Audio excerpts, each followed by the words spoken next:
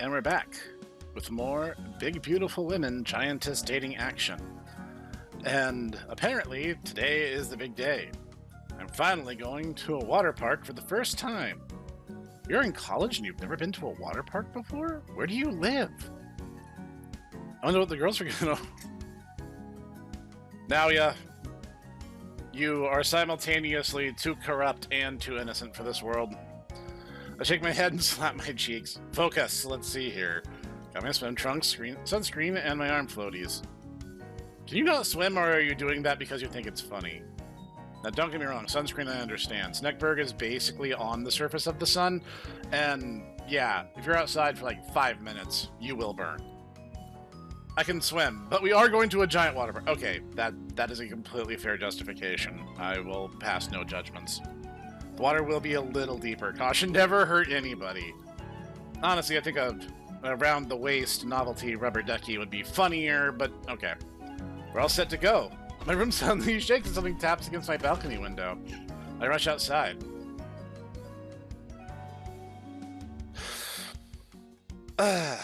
Today, I learned I have a weakness for the cow print. Thank you, game. I see Maya standing outside of my window. Hey, now ya ready to go yet? My lips curl into my mouth. My breath grows shaky. My legs start to tremble.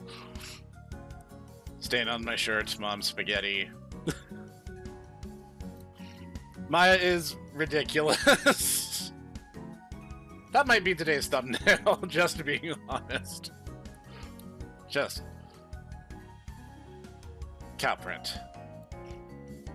She's clad in a fashionable sarong that flows in the wind. I don't know why I read that as flowers, jeez. And a cow print bikini top that is hanging on for dear life. Well, given how Maya's built, like, how can it not? I don't think anything this woman could wear could possibly not be hanging on for dear life. Normally Maya's mouth and his curves are covered. Even then, her voluptuous body wobbles with every subtle movement. Now their curves unleashed, there is no ignoring her. How far into this video am I? Jeez. I try to look away, but can't. Her presence demands attention. Every bit of her looks so soft and smooth, I can't escape her. It almost feels like I'm being pulled in by her gravity.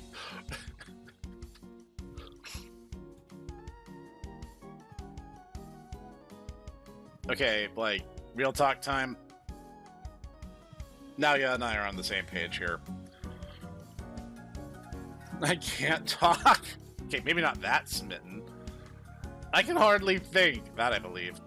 Every ounce of will and brain power is dedicated to basking in Maya's beauty. Naoya? Hello, Earth to Naoya. Maya waves her hand and tries to draw my attention. That only makes her titanic. Wobble. I'm 3 minutes into this video. Give me a break, game. Boop. Maya pokes my stomach and shoves me against the screen door. Thankfully, that's enough to break me out of my trance. Yeah. I take a deep breath and put my hands in my pockets to hide the obvious. Ready for what? For the water park, you dummy. You're coming too. Maya nods, causing her breast to wobble. Large dark circle now juts out of the corner of her bikini top. Mm-hmm.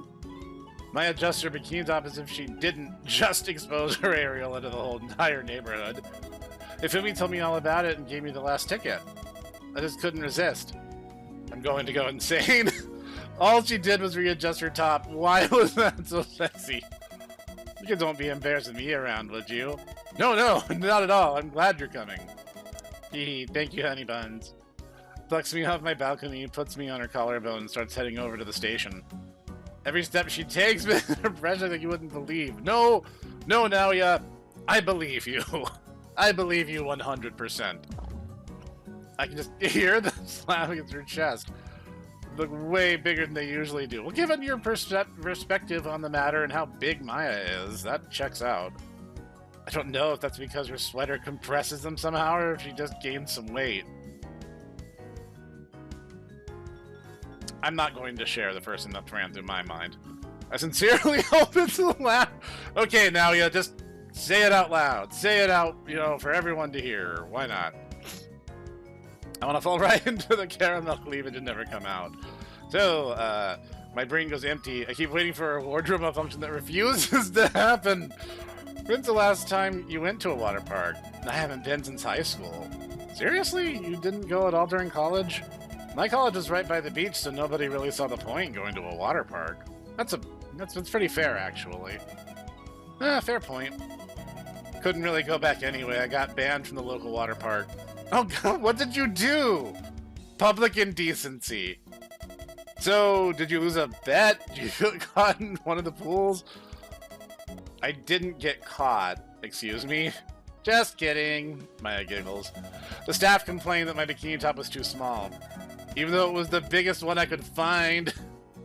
I believe that, actually. There were a bunch of other girls, their butts on full display, that never got into any trouble. Oh, that happened often. Maya grumbles. All the time, especially in high school. I got sent to the dean's office every other week for a dress code violation. Okay, maybe this is anecdotal. Maybe this isn't a universally shared experience, but in my high school, where I went, yeah, big girls got picked on way more for dress code than skinny ones. And if you were sufficiently considered hot enough by the school staff, you could basically get away with murder.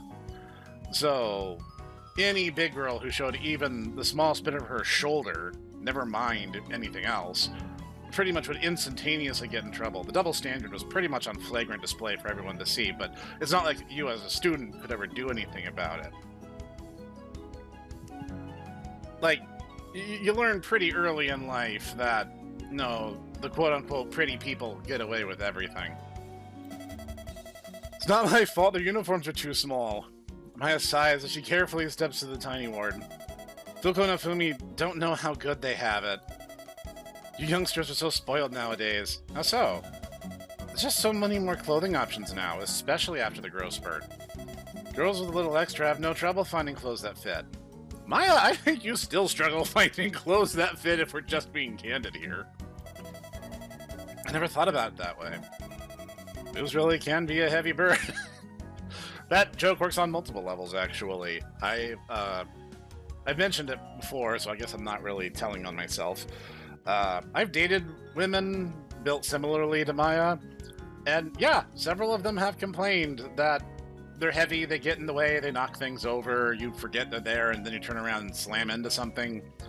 And according to a particular VTuber, opening doors can be dangerous because you can catch yourself across the boob and then you hurt yourself with a door, of all things. No kidding. Maya rubs her shoulder and gave up on wearing a bra entirely until 5 years ago. This is good. Please keep talking about your massive numbers unprompted.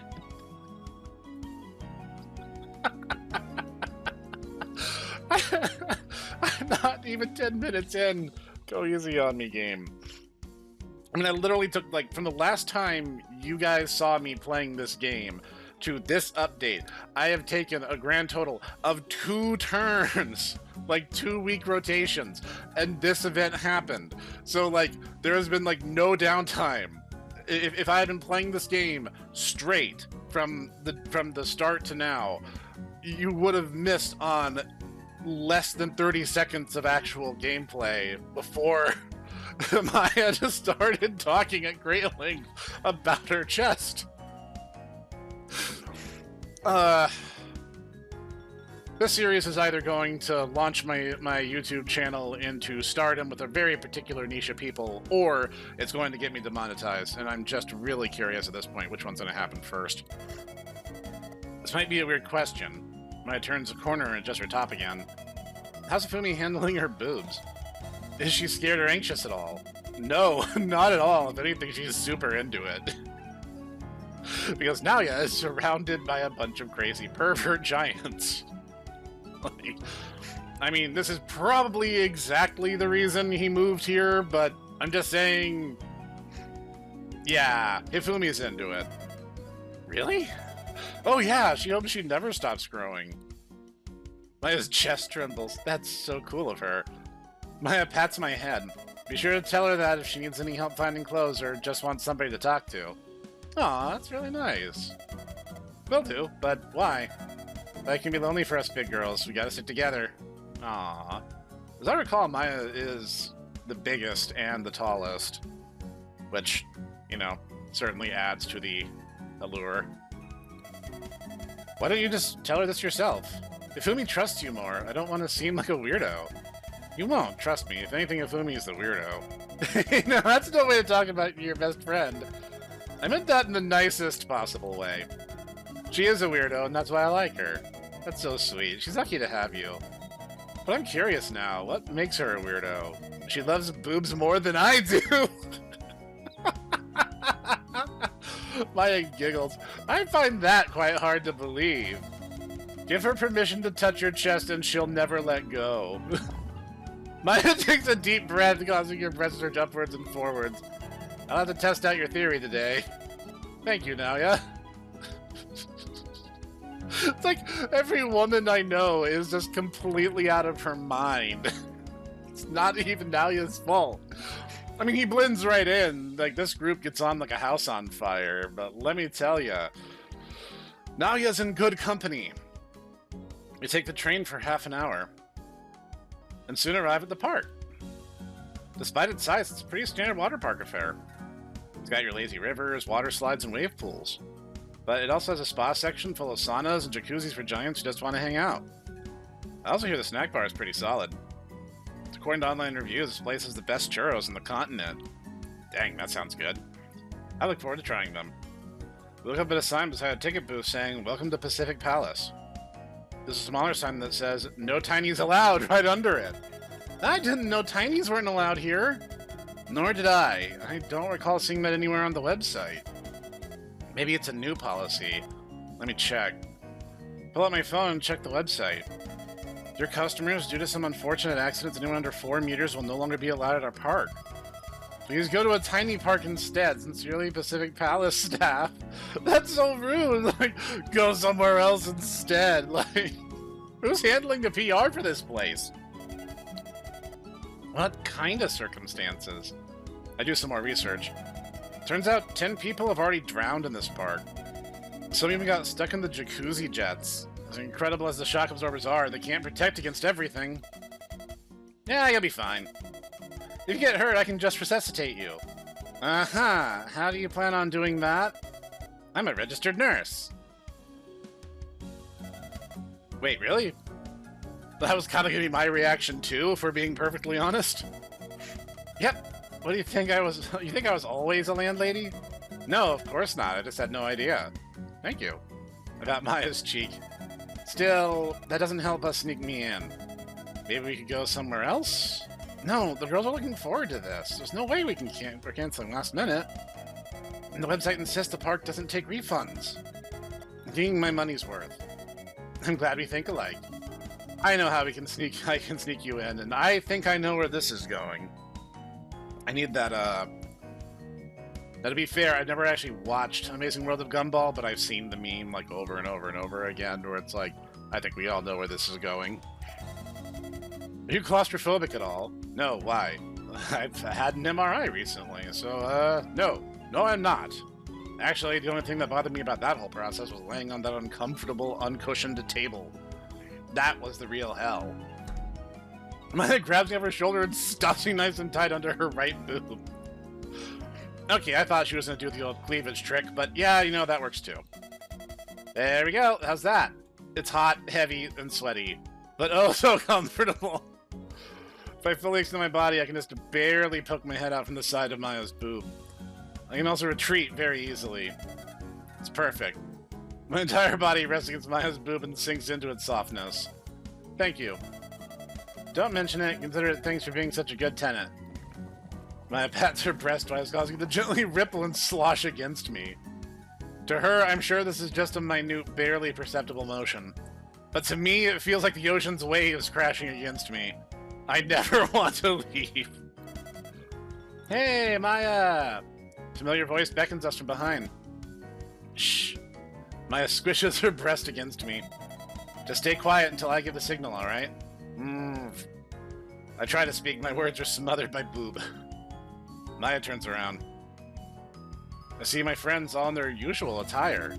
Hey, Ifumi. Oh my god, you're drawing so cute. Where'd you get it? TV. Oh, really? They sell stuff on TV? How's that work?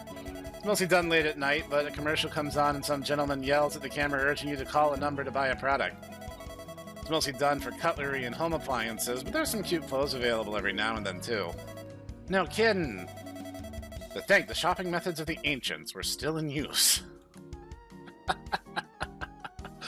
I gotta say, if Maya were not an option, Fuko would definitely be my number one. I need to start watching more late-night TV. Just think of all the deals I'm missing. I'm not that old. I feel Maya's heart rate increase. Anyway, if Umi looks around, has Naya shown up yet? About that. Maya takes a step forward, crouches down, and leans next to Fumi's ear. Tinies aren't allowed in the park, but don't worry, he's going to sneak in. It'll just take a while. Ah, that's a relief. Yeah, it wouldn't be the same without Amigo. June grumbles. Is something wrong? Yeah, how dare they ban Pipsqueak? Oh, that's really sweet. They like having me around. I'm a lucky man.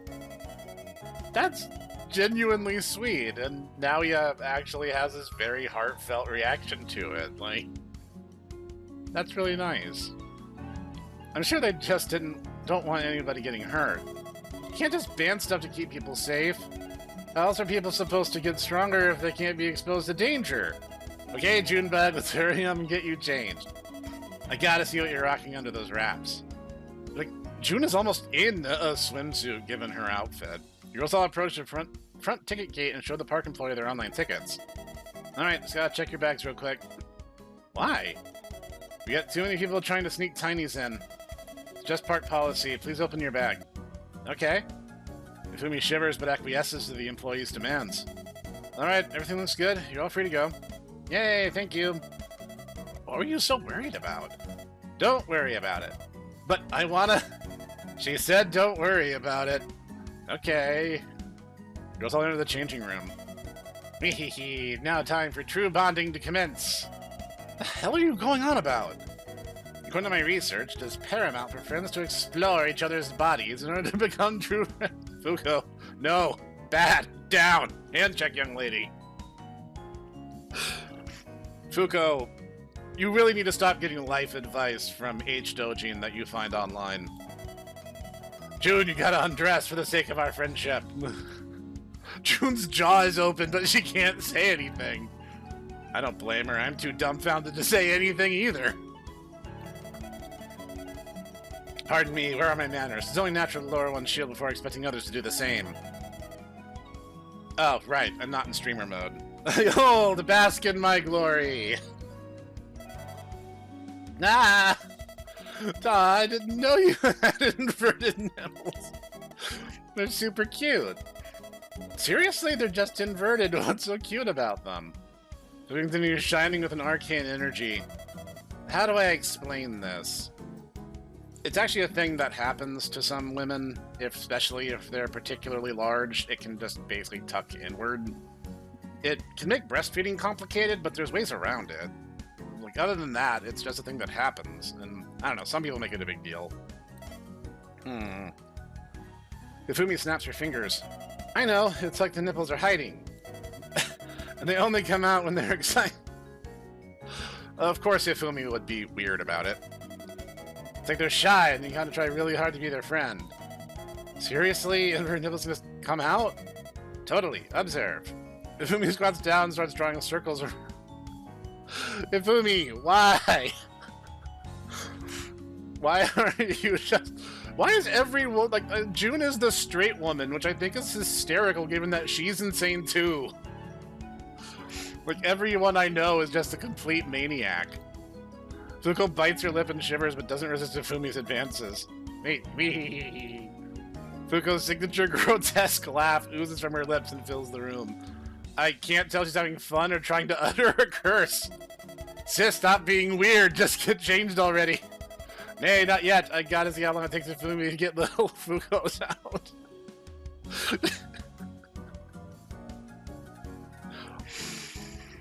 Ifumi giggles. It's not a race, but if it was, I'd totally win. She smirks at June. You're so on. June, you are too easy to bait into things. June kneels down and starts toying with Fuko's other breast. Ifumi is gentle and graceful. June's powerful and forceful. Ifumi's fingertips slide around Fuko's areola. This is gonna get me demonetized for sure. June plunges her finger in and out. June continues squeezing and teasing Fuko's boobs until Fuko falls backwards and starts bucking her hips violently for a few seconds before stopping. Subarashi! Fuko, are you okay? Fuko raises a thumbs up. Ifumi turns to Yuyu. Should we just leave her there? Or please, just leave her be. She'll get dressed when she feels like it. Got it. Ifumi turns to June. Alright, your turn. What? You're not my boss. You change first. Okay. Ifumi starts undressing and unleashes her behemoths. They keep moving a full second as they plop onto her chest. Everyone else in the room stops and stares at them, even Maya. I don't know, Maya's might be larger. My goodness, Ifumi, did they grow again? Well, duh, I'm always growing. But they're not that special. Yours are way bigger, Maya. Yes, but that's only because I'm bigger. If you were my height, I'm certain you'd be bustier than me. Well, we'll find out eventually. How the hell did you even get boobs like that? June starts fondling Ifumi's boobs. He's squeezing and shaking with all her might. Ifumi barely seems to notice or care. I didn't do anything. Ifumi smirks at June. Some girls are just luckier than others. Bullshit. You've got to be taking some supplements or doing some kind of chest exercises. I have heard that massaging your breasts helps them grow. Would you like me to massage them for you? You'd seriously do that for me? Of course. Everyone deserves a bountiful bosom.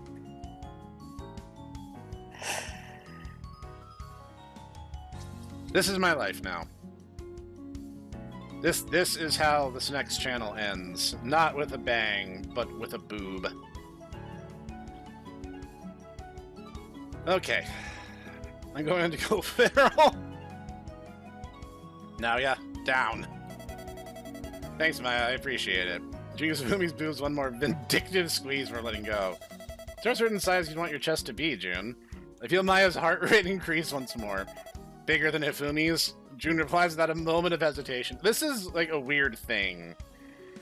Most women I know who are honest with me enough to talk about this particular subject matter are weirdly competitive about this, and they get super, super, super jealous and salty about it too. Even if it's exaggerated for comedic effect, much like Ifumi herself, there's basis in reality. Certain stereotypes have real-life basis. Ifumi just cackles in response. Are you sure about that? Why wouldn't I be? If I could, I'd want my boobs to be bigger than this room. I'd want them bigger than this whole water park. Think you could handle that? That's insane! How would you even move? I'd figure something out. Ifumi laughs. How? Don't worry about it. Well, you got what you want. My turn. Ifumi grabs Jun's wraps and tears them off with relative ease. Jun is embarrassed for a moment and quickly regains her composure. That's it? Ifumi pokes Jun's boob. What do you mean, that's it? I love how she literally turns into a statuesque stunner. Nothing. I was expecting a little more. Yeah, well, not all of us can win the boob lottery, she says across the room from Yuyu. Come on, don't pout. I'd kill for your body. Jun's composure and demeanor relax immensely. Really? Oh, hell yeah. Muscles are totes in right now. Ifumi starts patting Jun's biceps. His arms are so strong. Ifumi traces her fingertips up and down Jun's abs. And your abs are so cute. I can barely keep my eyes off them. Can you two hurry up and get changed already? Yu says that she hasn't finished getting changed either. Whoops, hee. Sorry about that. One thing first. Why are you all like this? Why are you all like this? Ifumi reaches upward and starts playing with Maya's boobs. Maya, your boobs are so pretty. Ifumi giggles as if she's drunk. Why, thank you. Maya's boobs move me around once more, up, down, all around, especially towards the center of Maya's chest. Hope you don't mind me asking, but have you ever been pregnant? No, I wish I was, though. Why do you ask? Maya's heart continues to pound against my back harder and harder by the second. You have like a total mom bod, but in a good way, you know? What do you mean mom bod? Are you calling me fat?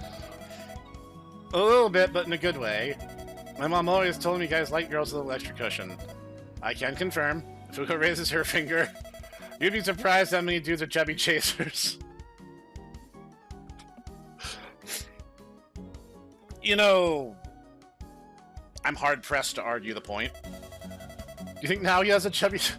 Given that, like, all of you are basically plus-sized with the possible exception of Yu, and even then, Yu has prodigious hips. Like, none of y'all are small, okay? Let's ignore the giantism part of this equation and cut to the heart of the matter. I hope not. Absolutely, he has a skull shape of a chubby chaser. I think she said something about my skull shape being that of a boob man when I first met her. I don't know, he always seemed more like he was into strong girls. I just know he likes boobs, but chub feels like boobs, so he'd probably be super into it. That's good to know. Maya mutters under her breath. Still, having boobs that big without ever being pregnant is insane. It does happen, though.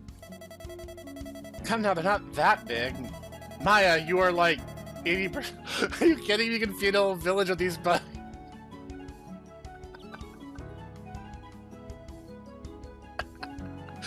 I still have the sense of humor of a 13-year-old boy, despite being an old man. Fumi keeps playing with Maya's boobs, causing me to shift closer and closer to Maya's cleavage with every shake and sway. Love to see how big you get if you got pregnant. If Fumi's eyes meet mine, I want to scream, I want to run, but neither are an option. If I do either, I'd be caught immediately. There's no way to explain my way out of this. Even if I could, would Hifumi believe me? Oh no, no! I feel tears well up in my eyes, my body begin to shake. Hifumi's going to hate me now. After finally reconnecting with her, I'm going to lose her all over again. Maya's heartbeat is now pounding as I back as if it's trying to eject me out of her cleavage. Something wrong, Hifumi? Nope, nothing at all.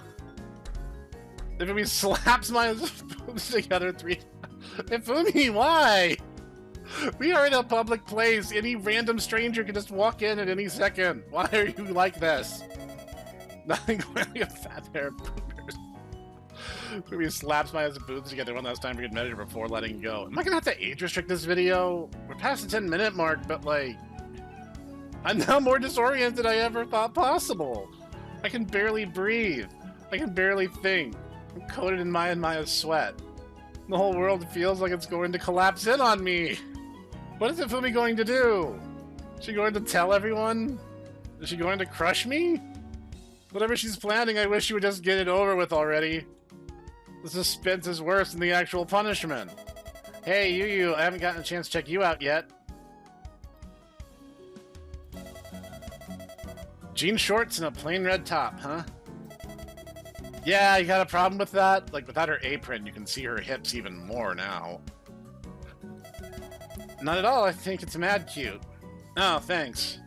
I have to do a lot of, like, post-editing, because, once again, I forgot I was not in streamer mode after that last Hifumi event.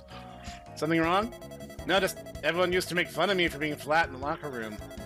Can't stand pitches like that. Small boobs are just as cute as big boobs. Damn right they are. They're easier to manage, too. Never have to worry about going downstairs or bumping into things. Unlike a certain someone. Ah, joke's on you. I'd be clumsy regardless of the size of my millers.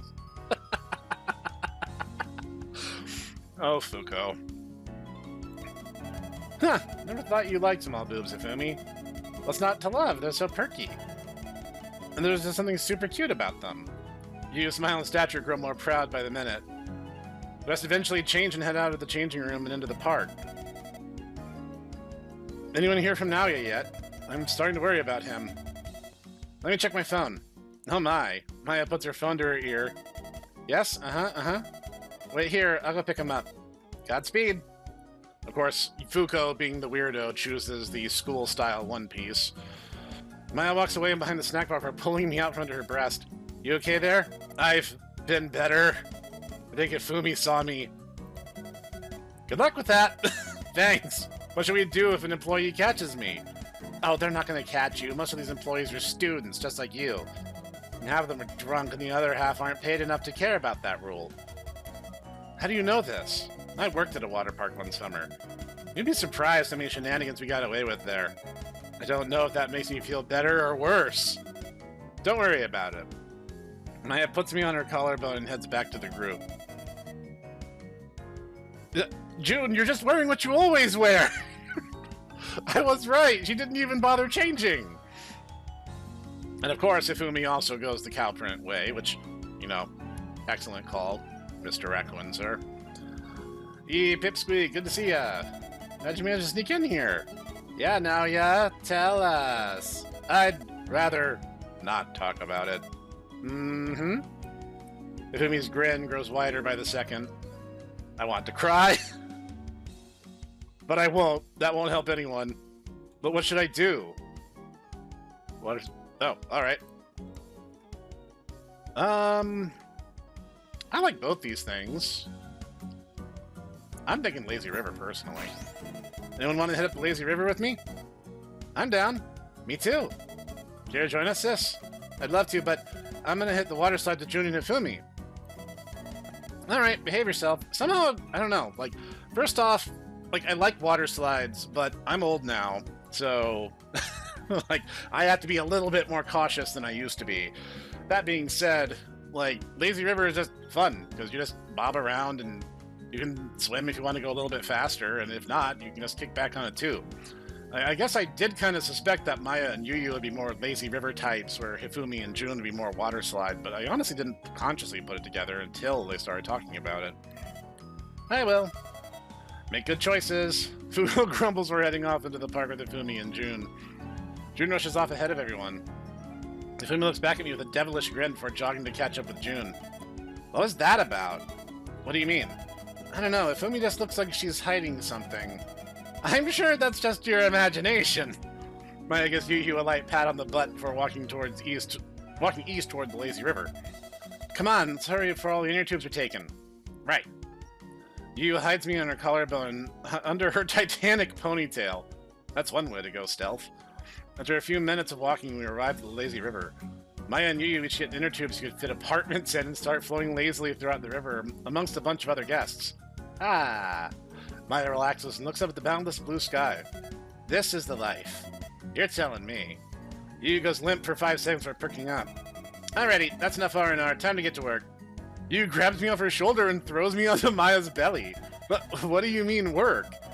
Look at all these people here, all these potential customers. Yu brushes her hair out of the way and puffs out her chest to emphasize her bikini top. Look at the marketing potential!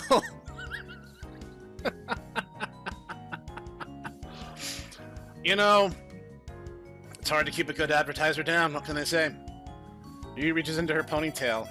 Gotta start handing out free samples. These people are bound to be hungry for some ramen after sweating at a water park all day. You can't bring your own food into the park. That's legit one of the things that'll get you thrown out because they want to overcharge you when you get hungry or thirsty. Can't they just get ramen at one of the park restaurants? Sure, if they want to waste their money. Everybody knows theme park food is way too expensive, especially for the quality. Yeah, amen to that, sister. I like theme park food. How? You pay more for smaller portions of worse food. There's not a single good quality about theme park food. Just like the way it tastes. Especially like the cookies with the character faces on them. They're super cute. The character cookies are cute. Specialty drinks are refreshing. This is true. The wild whiskey at Fantastic Forest is to die for. And you can't go wrong with a big blob of cotton candy.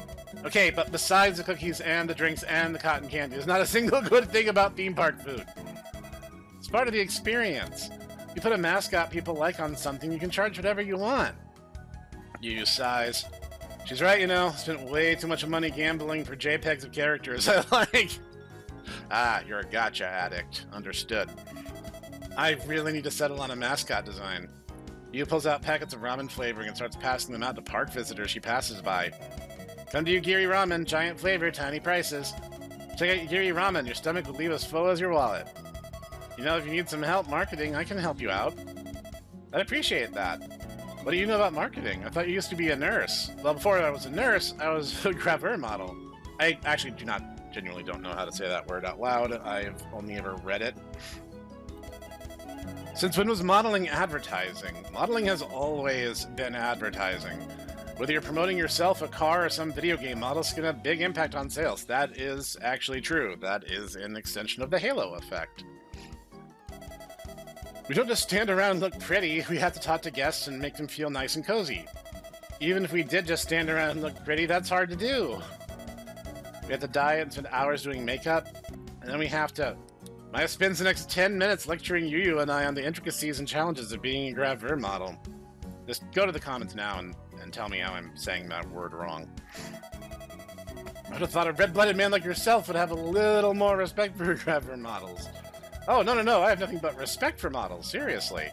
I just didn't know it was that hard. You're one tough lady, and don't you forget it. The single compliment, it looks like Maya has completely forgiven my indiscretion. What was your stage name, if you don't mind my asking? I'd love to admire all your hard work. M-chan. M for Maya. Nope. Maya pats her boob twice. M for M-cup. Actually, that's kind of funny. Another fun little aside. I posted a response to Raccoonsoft on Twitter one time, and I jokingly asked what cup Maya must have, and he responded to me with M for Maya. No way in hell are those monsters M cups. They were when I modeled. Lord knows what size they are now. Uh-huh. You clear your throat and ends a flavor packet to another guest.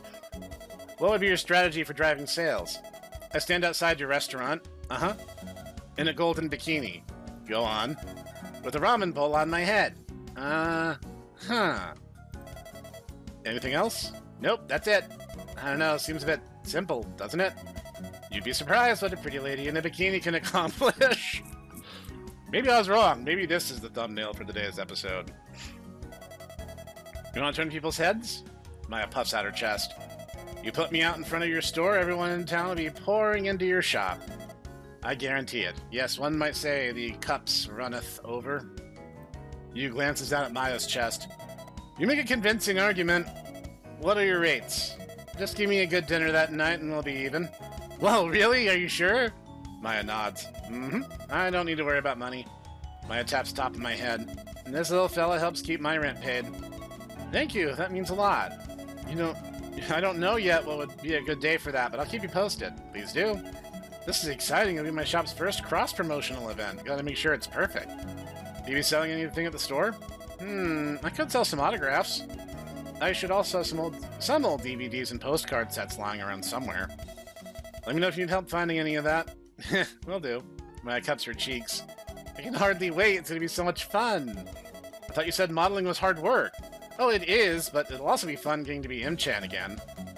How's M-chan different from Maya? You'll see. Would you even want to use your old moniker? Wouldn't it be outdated by now? We can use it for old time's sake. Might change it to M plus Chan or Mega M-chan.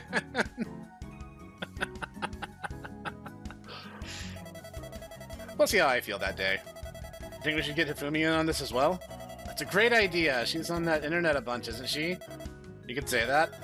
Let's do it then. We'll have something for the older generation and something for the current generation. It seems like a slam dunk of an idea. I look up at Yu. Why didn't you reach out to Hifumi for more promotion already? She would have been more than happy to help you out. I want my ramen to stand out by itself. I don't want to have to resort to such... Yu glances at Maya's chest once more. Cheap tactics. Maya puts her hand on Yu's shoulder. It will. Hifumi and I might get customers into the door, but at the end of the day, your ramen will be the thing that keeps them coming back for more. Thanks, Maya. Yu looks down at me. You'll be helping me with this too, you hear? For an event like this, I'll need my star employee on deck the whole day. Of course, wouldn't want to do it any other way. Thank you. I'm also going to need a lot of you to help me out with the taste testing. I'm definitely going to need a limited time menu item to help promo the event. That's a perfect idea. How about an extra large beef bowl? Even better, Mama loves beef. Oh, Hifumi and I could even wear cow print to help emphasize the beef theme. You are. Both you and Hifumi are in cow print. Literally one of the first things I talked about this episode. I like where this is going. That's a great idea. You could even wear the little horn headbands, too. That sounds so cute. That does sound pretty cute. I don't know, extra large beef servings are so basic. They just say the beef bowls will make the men grow big and strong and the women grow big and busty. Do you really think that'll get people to try it? Of course it will. All men want to be beefy and women want to be vavoom. It's the law.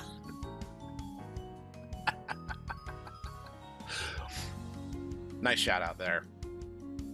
Excellently played. Can't deny that. You mutters under her breath as she forces the flavor packet onto another park guest. I like the way you two think. Let's keep brainstorming. Maya, Yu, and I spend the next 2 hours hammering out details for this event. I feel closer to Maya and Yu now. We eventually reconvene and take a little break to decide what to do next. I'm having the time of my life. I never thought I'd get to experience a day like this. Everyone in the group meshes with each other. I feel like I belong here. It's nice. I just wish I could have met them all sooner. Enough introspection. It's time to return to your regularly scheduled programming. The day is only half over. What should we do next? Wave pool or the water gun battlefield? Alright, I'll be honest. I'm a decent shot, you know? Pretty good. It's halfway decent at laser tag. I mean, I fired real guns, so I know a little bit about marksmanship, but I am a decent shot. Alright, you know what? We're gonna do the water gun battlefield. I'm in the mood for a good old-fashioned water gun fight. Who's in? Sorry, I'm gonna sit this one out. I gotta work on my tan, and I need to promote my shop. You kick back and have fun once in a while. I understand, but like, you did that all morning, right? You guys have fun though. You feel me and you wave goodbye to me before walking away, leaving me with a very smug-looking trio. I see you have chosen to cast aside your humanity and walk the path of destruction. Or Amigo just really wants to get girls wet. Fuko, why? Why? That seems more likely. Haha. Put my hands on my hips and look up at them. So how's this gonna work? I can't just roam the battlefield. I'll get flattened in an instant. Maybe you could be my cheerleader. You could be a second pair of eyes. Yeah, but I'd like something more interactive. I got it. Fuko puts me on her head. Ta-da! What am I supposed to do here? You're supposed to pilot me. You know, like in that one movie about the mouse chef. Wasn't it a rat? Shh, you want to get sued? I don't think that works in real life. How do you know that? Have you ever tried it? I can't say that I have. Go on, give it a shot. If you insist. I bent down and got some of Fuko's greatest verdant hair. Yeah. I tug with my left hand. Fuko raises her left hand. I tug with my right hand. Fuko raises her right hand. You're not doing this, are you? Of course not. Uh-huh. I mess around with Fuko's hair a little more just to make sure. Let's see if I can make her spin. I twist both locks clockwise. Fuko spins clockwise. I push her locks forward, and Fuko leans forward with an uncanny amount of balance. I don't even know how she's still standing. My ankles hurt just thinking about it. Whoa! Let's see what else you can do. I make Fuko do the chicken dance and jumping jacks. After only 3 jumping jacks, Fuko starts getting sweaty. I stop tugging on Fuko's hair. Fuko gives her composure as quickly as she lost it. This'll do. I tap my foot against Fuko's scalp. We'll make a great team. Alright, let's rock! Of course that works on Fuko, of all people.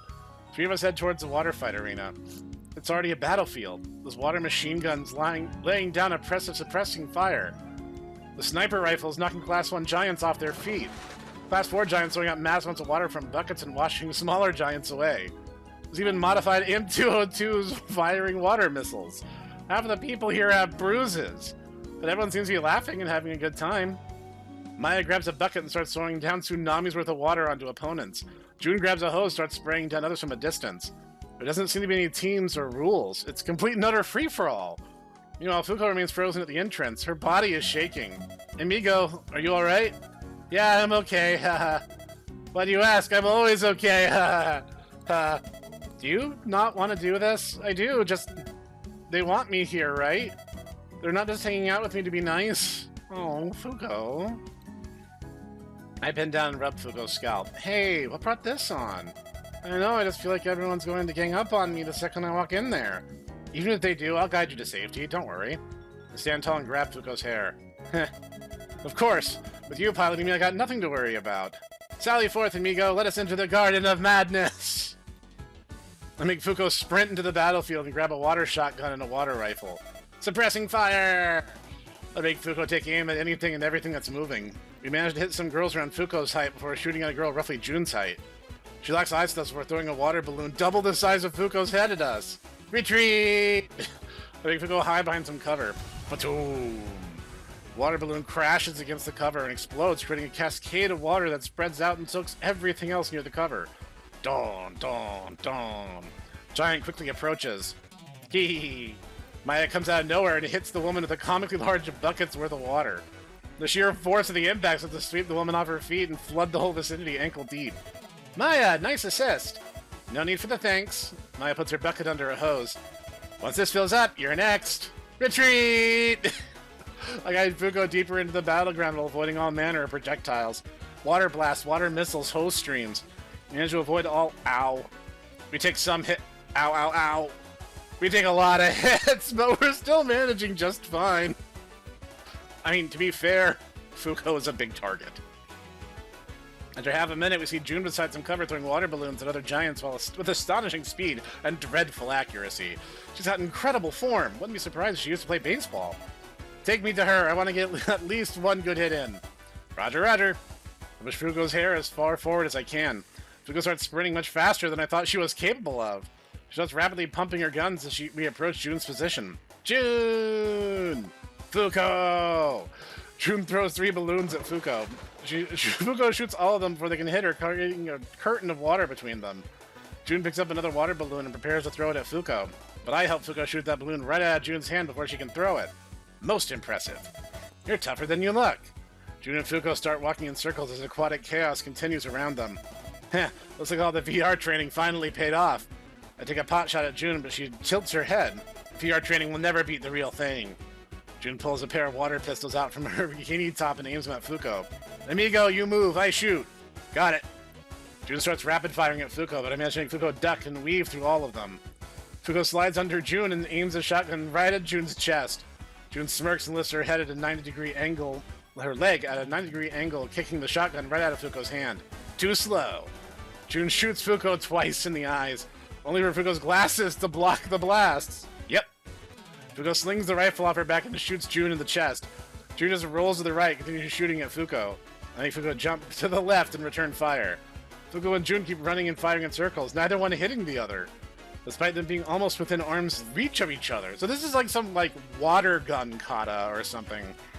Despite the fact June is twice Fuko's height.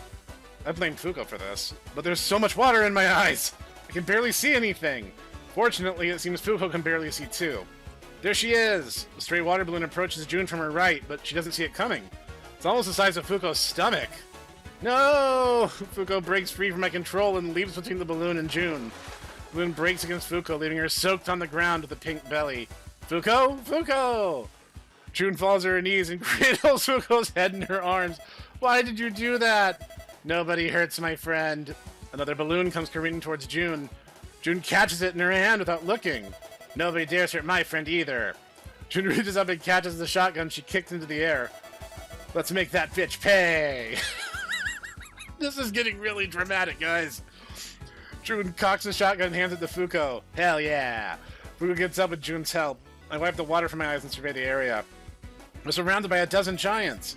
There she is. That buff one's been bullying us and we got here. Time to make her pay. They think I'm buff. I take the ones on the left, you take the ones on the right? Took the words right out of my mouth. June winds up her arm to throw the water balloon, only for the girls in front of us to be washed away by a wall of water. Eh? Nani? We all look to the left and see Maya. She's towering over us with a bucket by her feet, another full bucket in her hands. Hee. Maya tilts the bucket and unleashes a whole lake's worth of water towards us. Retweet! Fuko, June, and I are washed away by Maya's attack. We stop moving half a minute later after crashing into several different structures. Hey, Fuko. June groans and slowly gets to her feet. You alright? Fuko spits out water like a balloon for an uninterrupted 2 minutes before coughing. Yeah, I'm good. Yeah, nothing like a water park visit without that belly full of chlorine, am I right? Fuko shakes like a wet dog before looking up at June. You're an awful shot, you know that? It's not my fault you're such a small target. June cackles and helps Fuko up. Thanks for taking that water balloon for me, though. I owe you one. Don't mention it. That's what friends do, right? Damn right. June, Fuko, now ya? Maya wanders over to us, but doesn't seem to have spotted us yet. Where are you? I'm sorry, I didn't know it would sweep you back that far. June waves up at Maya. Yo, Maya, down here. Oh, thank heavens. Maya kneels down. You aren't hurt, are you? You kidding? Take more than that to hurt me. I'm soggy, but I'm fine. Energy drained, need churro. Oh, well, I can fix that. Maya picks Fuko and I up and starts heading out of the battlefield. Feeling a bit peckish myself, how about I treat all of you to some snacks? Your offering is much appreciated. We go closer to June, Maya, and Fuko now. Everyone meets up at the snack bar. And get some snacks. Everything on the menu looks so good. I'll settle for some popcorn. Ifumi lifts me onto the middle of the table and smirks down at me. Hey, let me have some popcorn. Ifumi's hand draws near and starts poking and prodding at me. No, it's mine. I had my popcorn from her grasp. Besides, it's too small. You wouldn't even be able to taste it. Oh, come on, you don't know that. I bite Ifumi's finger. I bite as much of her finger that can fit in my mouth, which for her would be like literally nothing. Ifumi's cheeks flush pink as she draws her finger away from me. What'd you get, Hifumi? Just some sea salt ice cream. Ah, classic. Hifumi brings her popsicle closer to me. Want some? No thanks, popcorn's a nut. Drip. Some of Hifumi's popsicle drips on me, completely coats me in pastel blue ice cream. I instinctively lick some off my lips. It's as good as it looks. Salty, sweet, perfect for summer. Oh no, I'm so sorry. Hifumi leans over and starts licking me clean. I'll clean you up, right? All eyes turn to us as Hifumi's tongue remains pressed to my body. It's so big and warm and wet and oddly dexterous. Dang, Hifumi, I didn't realize you were so freaky. Hifumi's into 4. Maya simply looks on in silence while grinning and biting her lip. Hifumi gives you one last lick for putting me down and wiping me clean with a napkin. Sorry. No need to apologize. I take a deep breath and try to settle down. What about you, June? What'd you get? Protein parfait. June scoops another mouthful of yogurt into her mouth. The parfait looks cute. Obnoxiously cute. Ain't that the parfait supposed to make your boobs bigger? I have no idea what you're talking about. Yu turns and squints up at the menu. Yeah, it says it has flaxseed in it. Yeah, and flaxseed is rich in protein and omega-3s. Gimme. Yu plucks a granola-covered strawberry out of June's parfait and eats it. That's quite good. Hey, give that back! Come on, June. Just needs the flaxseed more than you. What's that supposed to mean? Anyway, I raise my voice, try to diffuse the situation. What are you eating there? The park ramen? I had to do some market research on my competition. What's the verdict? It's just a cup ramen you find at convenience stores. And they dare charge 1,700 yen for this. Which would be like 15 bucks-ish. Yu slurps up another mouthful of noodles. Come on, I'm sure it's not that. Try some. Yu reaches up and brings a bunch of steaming noodles to Maya. With pleasure? Maya leans forward and slurps down the noodles. Hee. Maya giggles. Wow, you're right. It's a complete disgrace. Yu scowls and slurps down another mouthful of noodles. If you hate it so much, why do you keep eating it? Oh no, I love instant noodles. Yu points to the sign menu. I'm just saying, don't call instant noodles homemade. Maya taps her chin. But if you cook the noodles at home, doesn't that make them homemade? No, instant noodles are made in a factory. But if something lives in that factory, couldn't it still be homemade? Maya stifles a giggle. That's not the point. Calling something homemade implies a certain level of quality. They wouldn't use that term in advertising if it didn't have a positive connotation. You're right. I'm just pulling your leg. I look over at Fuko and see her snacking on a comically large churro. How's a churro? Crispy. Fuko takes a bite. Crunchy. Fuko takes another bite. Oh, so sweet and gooey. Gooey? Yeah, they got 7 different fillings in this. Fuko takes 7 bites along the girth of the churro, exposing different fillings. That's a layer. That's a level of skill. Okay. Check it out. Chocolate, cherry, strawberry, vanilla, caramel, lemon, and churro. That sounds incredible. Churro. Mm-hmm. They put a churro inside another churro. I wasn't ready for that. I just thought she meant like there was like a plain section, not that there was a churro inside the churro. That sounds pretty good, actually. Indeed it is. Fuko keeps munching down in her churro without a care in the world. Everyone else keeps chatting like normal, except Hifumi. Her eyes are transfixed on Fuko. Hifumi's petite smile grows and grows each time Fuko takes a bite. She looks like she's enjoying herself. Hey, Fuko, I think Hifumi wants some of your churro. Yeah? No, I don't. Hifumi keeps snacking on her popsicle. You sure? I can give you some. No, this popsicle is plenty. Hifumi has never refused food before. I'm just on a diet? Who are you and what have you done with Hifumi? Fuko brandishes her churro as if it were a sword. Nothing, I am Hifumi. Answer me. Fugo bops Hifumi on the head with the churro and continues her interrogation. This may take a while. Let's see what Maya's up to. Maya's leaning back in her seat, staring out at the sunset with a big pretzel cradled against her lap. She looks wistful. So, what'd we order? Maya snaps back to reality for looking down at me. Just a plain old pretzel, nothing exciting. Everything alright? Maya nods. Of course. Why do you ask? You look tired. Maya's eyes widen for a little before falling. Her chest deflates as she exhales through her nose. Yeah, guess I am. Maya takes a bite of her pretzel. Need to talk about it? Oh, don't you worry about little old me. I'm just missing people that don't need to be missed. You sure? Positive. Maya pokes me. Let's just focus on the people in front of us instead. I nod and turn my attention back to the others. We spend the rest of the afternoon just snacking and chatting. We didn't even talk about anything revolutionary or awe-inspiring. It was just mundane things. Funny stories, weird stuff we found around the park, rumors going around campus. It was also normal, and I loved every second of it. We talked and talked until the sun went down and we had to be escorted out of the park. It wasn't a perfect day. It wasn't a special day, but it's a day that I never want to forget. Aww. That was really sweet. That felt very genuine, and oh my god, Maya is so depressed.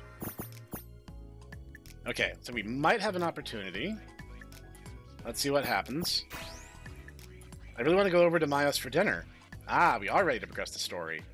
You see, there was a couple instances where I did some trial and error save abuse to see if I could bond with several of the girls, and for most of them, I couldn't. I would just get the generic event where, oh, well, I feel closer to them, but nothing would actually happen. So I wasn't sure if I was doing something wrong or if the story hadn't progressed far enough. Papa's having pasta tonight. I open my phone and give June a call. Hey, Pipsqueak, how's it going? Pretty good. Mind if you do me a favor? Depends on the favor. I need you to pretend to be my girlfriend for an evening. What's in it for me? Huh, she didn't immediately refuse. That's a hell of a confidence booster. Free home-cooked pasta. I do need to load up on carbs. There's also chunky meat sauce and garlic breadsticks. Deal. And where are we meet? It did not take a whole lot of twisting of June's arm. That, you know, I'm just saying. Now, yeah, you have quite the affectionate friend group, let's say. When and where are we meeting? In front of my apartment, around 5:30 tonight. That work for you? See you there, bye. June promptly hangs up. Huh, that went smoother than expected. I call up Maya. You see, Naoya, there's a difference in you and me. I'm horrendously ugly, and you're not. So, yeah, if anyone was ever curious, I'm like a 2 out of 10. I'm like genuinely goblin levels ugly. So, yeah. Hello, Naoya. So happy you called. How can I help you? I finally got a girlfriend. Mind if I bring her over for dinner tonight? Absolutely. I'll start preparing for tonight right away. What's she like? How'd you two meet? Oh, does she have any food allergies? No, she's good. Do you have a favorite cake flavor? I've always wanted to bake a cake lately. I don't know the answer to that. I don't think, man, everything that June eats is just, like, protein this and protein that. Like, I don't know.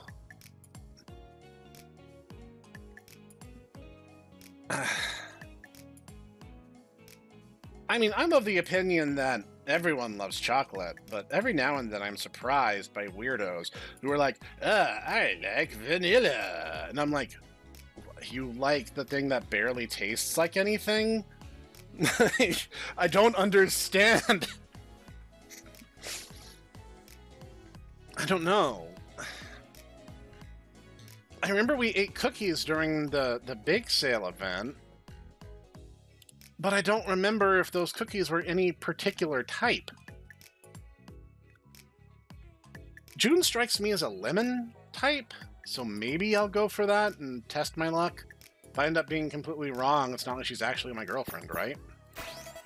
I think lemon's her favorite? You think? You're her boyfriend, you should know what her favorite cake is. We've only been dating for a week, relax. Maya sighs. I swear youth is wasted on the young. When people dated back in my day, we knew everything about each other within a week. Our favorite foods, our dreams, even our cup sizes. We let our souls bare to each other. I'll take your word on that. So, is lemon alright? I love lemon. I'll have it ready by the time dinner ends. Oh, well hey, this won't be a complete loss. Maya likes lemon. Ciao. Maya hangs up. Alright, let's do this. I spend the rest of my afternoon preparing myself physically and mentally for the evening. Might go great, might be a complete dumpster fire, and it's probably going to be that latter one because unfortunately now, yeah, you have me piloting you, which means you are pretty much going to be completely useless. We'll see. See, now, yeah, my specialty is raising monsters and customizing robots. I don't understand this whole social cues problem because I'm dumb and I'm also mildly autistic, so you are so screwed, buddy.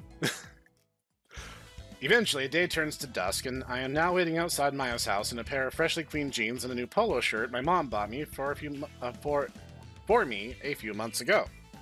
I almost left the house with the price tag still on. Okay, real question. Is that actually like some big faux pas? Like, if someone forgets to remove a price tag, is it that big a deal? Or is it just like, oh hey, you're just like a little bit absent-minded? Like, do people make a big deal about these things? I don't know. Maybe I should have left it on? It would have been funny. Yo, Pipsqueak, turn to see June in her usual attire. Bottom half of a gi and sweaty chest wrappings. Tonight, the chest wrappings have visible sweat stains under her armpits. Hello, June. Maya's going to think I'm a freak. You're looking spiffy tonight. Where'd you get those clothes? Oh, my mom bought them for me. Oh, she's got good taste. Thank you. Why are you wearing that? Don't you have anything nicer? What do you mean? This is nice. Light, comfy, doesn't restrict movement at all? June proudly pats her thigh. Perfect attire. Yeah, if you're training or fighting kaijus, don't you have anything for a nice little dinner? These are my nicest clothes. Oh. It's hard for me to stay mad at her when she's being that cute about it. You don't have any other outfits? No, why would I need anything else? Your closet is just gis? Yep, but only the bottom halves. Why only the bottom halves? Top halves always feel itchy. I just pinched the bridge of my nose and laughed. I think there's still time to go shopping for a different out. I think the answer to that is no. Maya opens the door and steps forward until her bust is mere centimeters from June's face. Oh, hello there. June stumbles backwards upon seeing Maya's meteoric memories. Blah! Oopsie, didn't mean to scare you. Maya bends down a little to put herself at June's eye level. You must be Naoya's girlfriend. Maya bows. It's a pleasure to meet you. I'm Maya, Naoya's landlady. June glances at me. She looks like she's already regretting this decision. Why are you acting like you don't know her? Is that a joke? Pleasure to meet you too. June bows as well. I'm June. June, what a cute name. Easy to remember too. Maya scoops June and I up and carries us into her home. Maya sees June and I at the kitchen table before retreating to the other half of the kitchen. So, Maya claps her hands together. Would you two lovebirds like anything to drink? Just water for me. Do you have any protein shakes? Nope, sorry. June sighs. Got any booze then? Mm-hmm. Red wine work for you? Absolutely. Wonderful. I'll have your plates out in a second. Watch. This is going to... I'm going to make a prediction here before we go any further. Maya is acting like this. Like, pretending she doesn't know who June is. And at the end of this, she's going to make fun of me. And be like, did you actually think that I would be stupid enough to think that you were pursuing June when you spend all your time with me? Like, she's going to do something like that. She's going to call me out on, like, this goofy rom-com movie shenanigans that I'm pulling here. But hey, if we need a story for another movie, Maya said she wanted to make a romantic comedy, so, like, we could use this as the basis. Maya plops a still steamy basket of garlic breadsticks onto the table before heading over to the other end of the kitchen. I look up at June. Really? You need booze to get through this? I've never gone over to anyone's house for dinner. I don't know how this is supposed to work. Well, now I feel bad. Just try and relax and let me take the reins, alright? Alright, but you owe me for this, okay? For sure. Darling. June's already pink-faced only grows pinker and brighter by the second. She doesn't refuse or begrudge me calling her that. This will be easier than I thought. Maya returns moments later with 2 giant plates and 1 small bowl of spaghetti. Just like the last time, there's more meat and sauce than noodles here, just the way I like it. Oh my god! June looks at Maya. Do you eat this much every night? Maya nods and begins twirling some noodles with her fork. Naturally. Incredible! June continues to marvel at the tower of sauce and noodles before her. You've seen Maya eat, though, June. What's your routine like, if you don't mind me asking? My routine? Yeah, what do you need all these carbs for? Are you some kind of long-distance runner or power lifter or something? Oh no, nothing like that. I've never been too interested in exercise. Maya flexes her pudgy arms. I'm just a big girl. Big girls need big meals. Got a point there. June glances at Maya's chest. Must be nice being so big. Being so big isn't all it's cracked up to be. Yeah, what do you mean? You're one of the biggest and strongest life forms in the world. You could bring entire cities to ruin in a single afternoon if you wanted. What's so bad about being a class 5? The world gets a lot smaller when you're this big. You don't outgrow just your clothes. You outgrow your hometown, your old life, even some of your loved ones. It's lonely all the way up here. It's like you become a different person entirely. Even class 1 and class 2 giants start to look like little dots from this high up. June grits her teeth for relaxing and putting her hand on Maya's shoulder. I'm sorry you don't like being so big, but sometimes being a different person isn't so bad. That depends on how much you liked the old person. June and I wince at the same time. Yeah. June pats Maya's shoulder again. If it were possible, I'd happily relieve you of a few meters.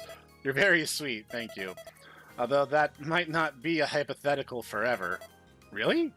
Maya nods.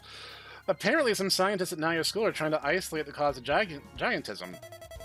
Depending on the exact cause, it could be possible to transfer the cause of the growth from one person to another. Oh, Hifumi would like that way too much. Doing so could shrink the donator while growing the recipient.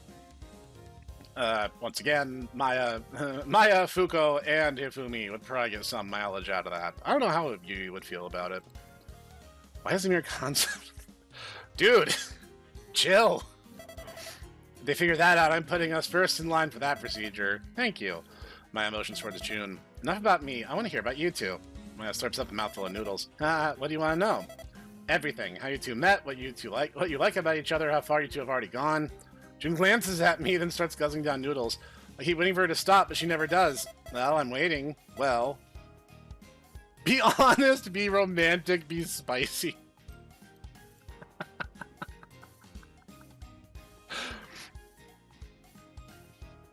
This is interesting, because all three of these, I think, would be really freaking funny. And I don't really feel like Maya would give me that much flack on a regardless basis.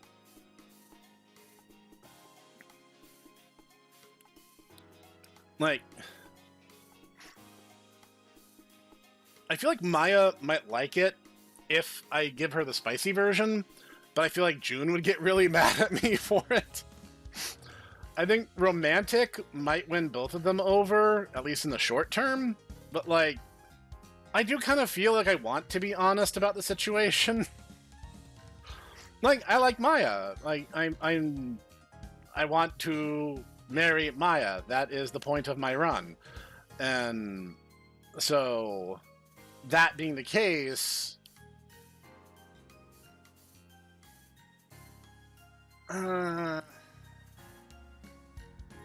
this one's tough. This might be one of the genuinely the toughest decisions I've had to make thus far. I saved, right? Okay, yes. You know what? Let's just be honest. I don't feel like there's anything for me to gain by dragging this out or belaboring the point. It's my first week at Yoten U. The school there always throws a welcome week at the start of the year. Basically, every club and student organization on campus does a bunch of parties and meetings to try and ease new students into student life. Oh, so he meant honest in the most literal sense. Okay. I was walking through the park in the center of the campus when I met June. She basically forced a flyer into my hands and demanded I join the Giantess Student Union. That's all it took to convince you? I shrugged. What can I say? I'm a sucker for giant ladies. I was always taught honesty is the best policy. I'm starting to see why. Being honest makes life easier. You don't have to keep track of any lies that way. I feel more empathetic now. Aw, good on you, mate. Now, June, how did you two get together? Who popped the question and how? I open my mouth to speak, but June gently presses me against the table and covers my mouth with her thumb. It's kind of a spur-of-the-moment thing. We just kept talking to each other at club, and then one day, he doesn't show up. It wasn't a surprise. He told me he wasn't coming because he was busy with something else. And all throughout that club meeting, something felt off. I was missing him a lot. So after next club meeting, I just kind of sort of asked him to be my boyfriend. Ah, that's so sweet. How'd you ask? Did you give him a big old hug? Give him a surprise kiss?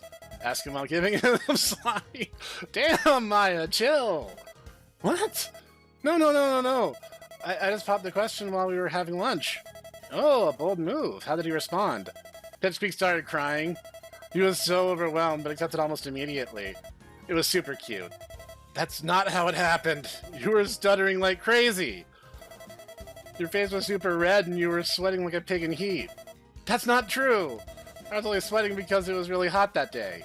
Ah, there's nothing cuter than a young lover's quarrel. Savor it while you can. Another real spicy question. Maya leans forward, puts her elbows on the table and rests her chin on her hands. How far have you two gone? We told you we've only been dating a week. How far do you think we would have gone? What do you mean? You know. Maya makes lewd gestures with her hands. Oh, we haven't done any of that yet. I don't believe you. What? Why? I can smell it. You don't smell like a pure maiden. What's that supposed to mean? June's pregnant. It's only been a week. You wouldn't have a way of knowing that yet. I'm gonna back up what June said, though. Sorry, Maya. June's telling the truth. Most we've done is hold hands. Aw, why? I don't date to fool around. I date guys who are serious about me. That's so much cuter. This woman is dangerous! Saving yourselves for marriage, remaining pure all while temptation creeps around your shoulders, endlessly pining for each other as their love only grows deeper. Maya pats June's shoulder and gives her a thumbs up.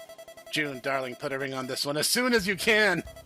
There's nothing more delicious than taking the virginity of a young stud! Maya...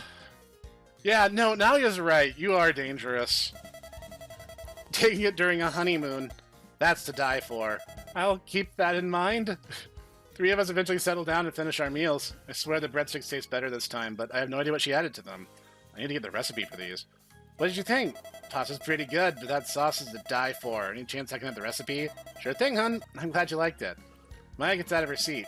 Hope you saved room for dessert. I baked a cake for you two. What kind? Lemon.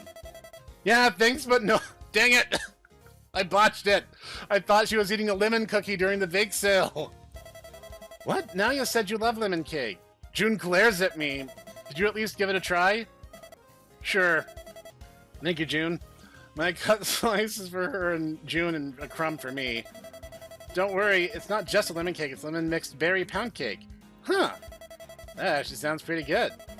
Yeah, why does adding berries to it make it sound so much more appetizing? Because the sweetness of the berries balances out the tartness of the lemon. Maya stabs her slice with a fork and pops some cake into her mouth. Maya makes a lewd noise. It tastes like none other. June nods her head, prompting me to take the first bite. I nod right back. Try it. She whispers, you first. No, you. How about we both try it on 3? Sounds good to me? 1, 2, 3. June and I both take a bite out of our cake pieces. June never puts the cake in her mouth. The cake rests on my tongue and... Huh. I usually don't like lemon cake. This is oddly refreshing. What'd you think, Nalia? It's nice. It tastes like berry muffin. I can barely even taste the lemon. Yay, that's what I was going for. I was trying a new recipe and I was worried it wouldn't turn out well. Glad to know you like it. Take another bite of the cake and finally taste the lemon. It's more of an aftertaste, but it's still mild.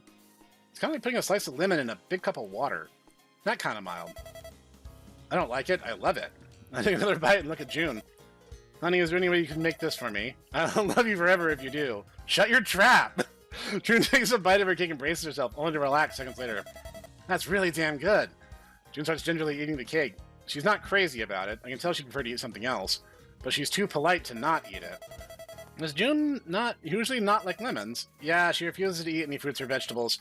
She says they don't have enough protein. That's not true. I eat broccoli, sometimes. Junie, dear, you need to have a more balanced diet, says the biggest woman in the cast. But I digress. I don't want you getting scurvy. Yeah. June takes another bite of the cake. Fruit just tastes so freaking sour. I can't stand it. Vegetables don't taste like anything. Well, that depends on vegetable, but I mostly agree with you on that count. Fruit is delicious, though. Every time I eat them, I feel like I'm just eating crispy water. Do you steam your vegetables? No, I usually just eat them raw. Oh my god, she's so stupid! What? Why would you do that? Everything tastes better raw, especially meat. No, I definitely disagree with you there. The medium exists for a reason. Now, don't get me wrong, I'm not one of those weirdos who's arguing for, like, well done, because well done is a shoe leather, but I can't eat rare. So, like, if it's medium or one step in either direction, I'm good. You know, if it's like medium rare or medium well, that's still edible. That's still good. I will still enjoy myself. But don't hand it to me raw and don't hand me shoe leather. Cooking stuff just robs it of its nutrients and probiotics. Where did you hear that from? I, don't remember. Might have read it in a book, or a website, or in my nutrition class. But I know it's true. June flexes her muscles. Look how huge I only got from eating only raw meat and carbs. Maya puts her hand on her hips and puffs out her chest. And look how big I've gotten in my a well-rounded diet. Your diet's not the only thing that's well-rounded. Not that I'm complaining, mind you. Eat your fruits and vegetables. Maya pulls out a watermelon from her cleavage and puts it on the table. The watermelon's bigger than me, yet looks small enough to fit in June's mouth with a little bit of effort. I don't want to. Maya grabs a watermelon and starts trying to shove it down June's throat. I wasn't asking. After half a minute of struggling, Maya finally shoves the watermelon into June's mouth. June chews and chews as she visibly shakes with rage. Yet the more she chews, the more she relaxes. I don't think they're supposed to have June's name tag there, but, you know, whatever. When she finally swallows, she looks happy, serene, even. I thought it was like happy, serene, but the hyphen is supposed to be like happy, serene, even. That wasn't so bad. I'm glad you understand. Maya pulls out a giant pumpkin from her cleavage, but her chest still looks the same size. What the heck, Maya? You just use that as your safe deposit box? So how much is she hiding in there? Time for round 2. No! Maya chases June around the table for a while as I continue feasting on the delectable cake. Maya looks like she's having the time of her life. I'm a bit closer to Maya now. The 3 of us finished eating our cake while talking about mundane things, school, weather, recent events. Time almost crawls to a standstill. Rain gently taps on the windows. The heater hums with a faint roar. Everything's so simple yet oh so cozy. I wish time like this would go on forever. Unfortunately, June's eyes wander over to the cat clock on the wall. Ah, crap. What's wrong? I didn't notice how late it was. I had to get going, sorry. There's no need to apologize. Thanks for stopping by. It was a pleasure meeting you. Why do you have to leave so soon, though? Are you that desperate for more alone time with Naoya? No, I've just been staying up too late. I gotta get my sleep schedule back on track. How responsible of you. You'll make a great mama one day. Thanks. Want some meat sauce to take home? Hell yeah! Maya here's a big pot of sauce for June. There you are. Thanks again, Maya. It was nice meeting you. Feel free to come by any time, darling. Don't be a stranger. June turns around to leave. Darling, where's my goodnight kiss? June stomps over, picks me up, and smooches me aggressively. Good night. June puts me down, leaves Maya's home, and gently closes the door behind her. My entire upper half is now sticky with saliva. That was an overwhelming kiss, but it also felt inexperienced. Has June never kissed anyone before? You two aren't really dating. I knew it! I knew she'd call me on my bluff. I feel my heart sink into my stomach. What gave it away?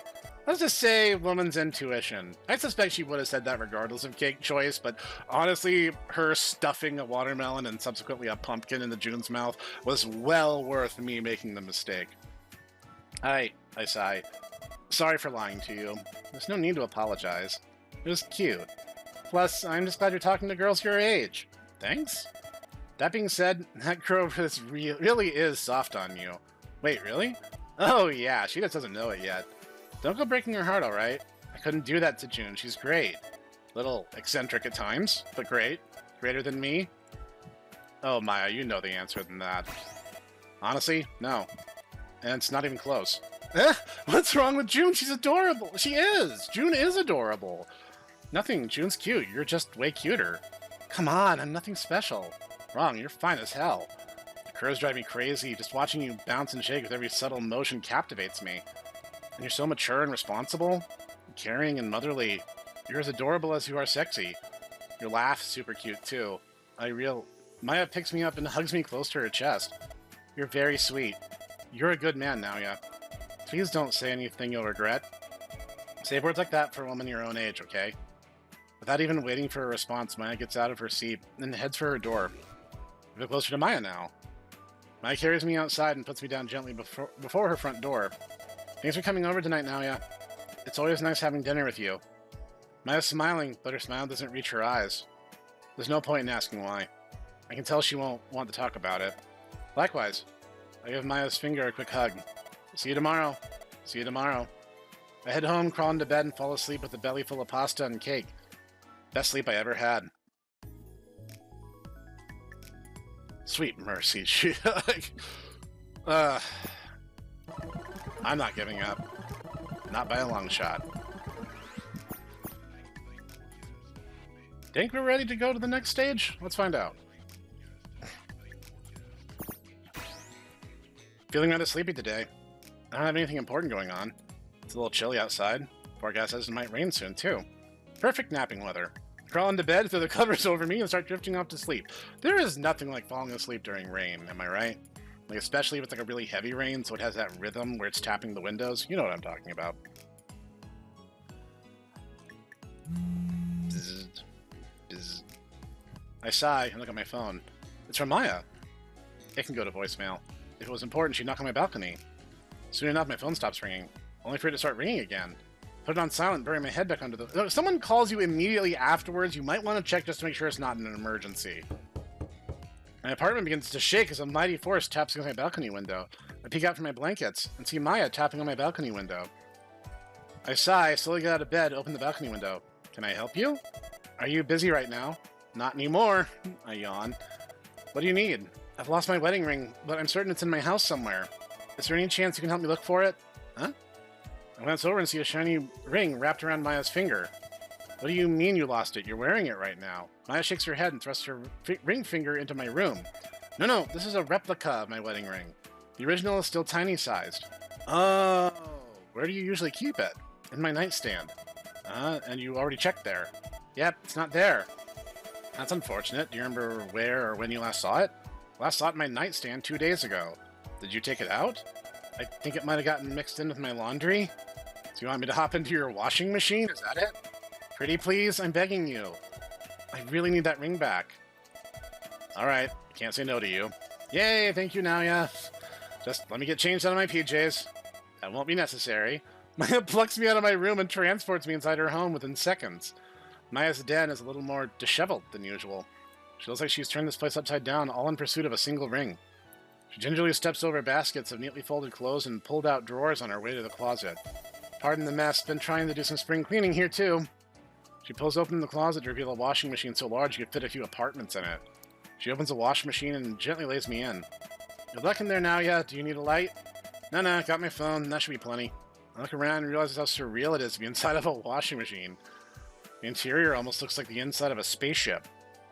I take one step forward only for the drum to rotate a little and knock me off my feet. Are you okay? Yeah. I lay on the cold, still damp cylinder for a moment. Just give me a sec. I look down and see that the cylinder is littered with holes roughly the size of my palm. If I take the wrong step and get my foot stuck in one of those, that's going to suck big time. Yeah, it would. Might be better to just crawl, so that's what I do. I get on my knees and delve deeper into the washing machine. Is there a place where the ring would be stuck in? Probably way in the back or in one of those little holes. There's a lot of little holes here. I know, sorry. You won't have to pay next month's rent if we find it, though. Let's get this ring.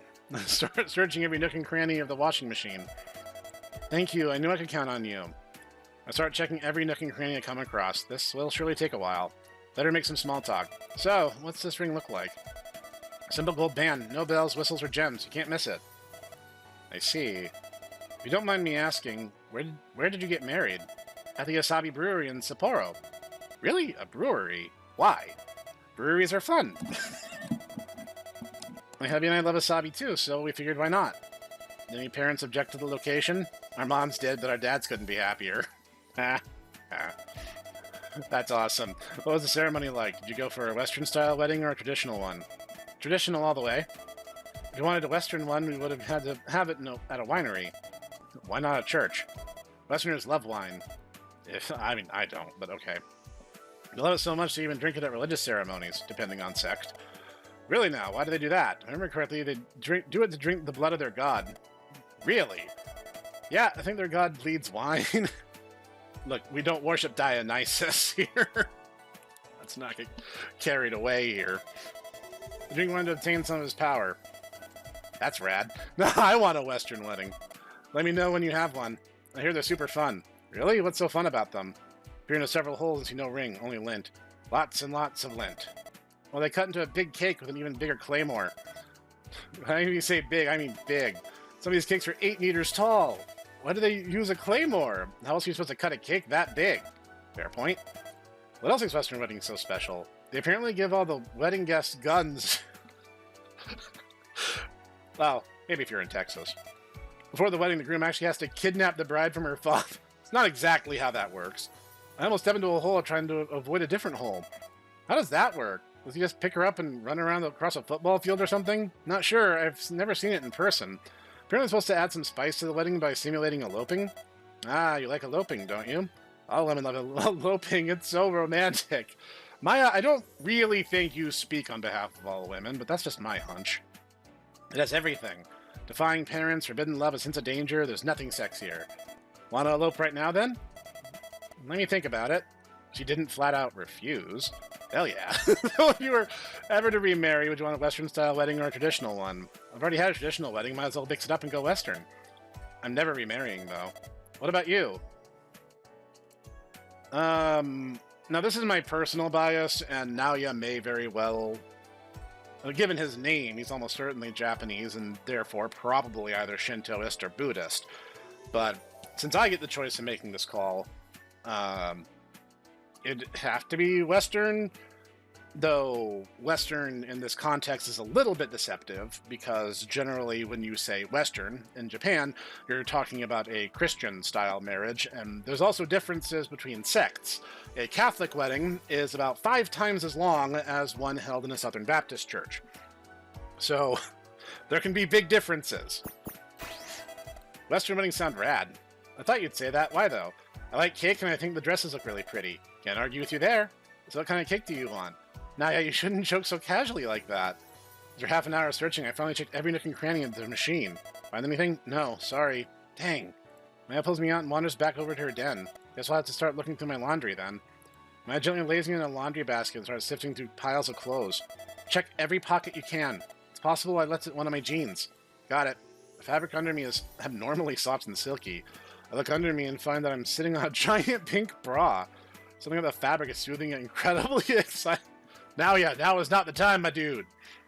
Usually the cups are large enough to cover my apartment and then some, which gives sense. Makes sense, given my size. It's a massive dark spot in the center of the cup I'm sitting on. It's irregular, warm, and still looks damp. There's no way this is... Whoopsie! You weren't supposed to see that! Maya grabs her bra, pulls it out from under me, and throws it into the washing machine. You didn't find the ring in there, did you? No. Dang. I did find these huge stains, though.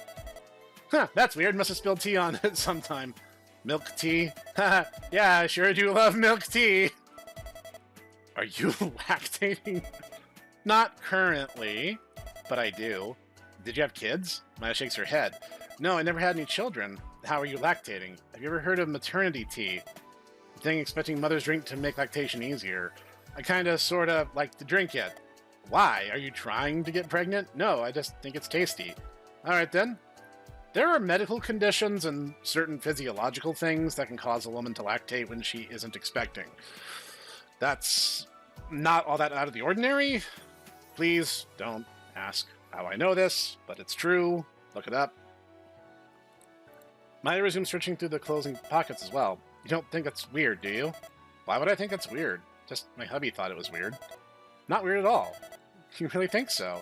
Sexy. What? How is it sexy? It's just milk!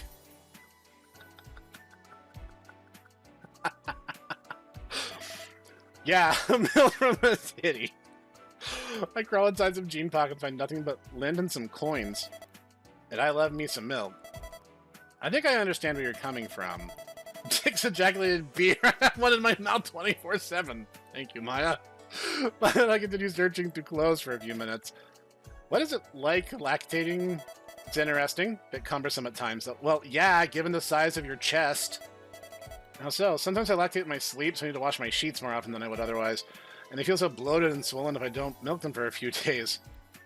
Expanded.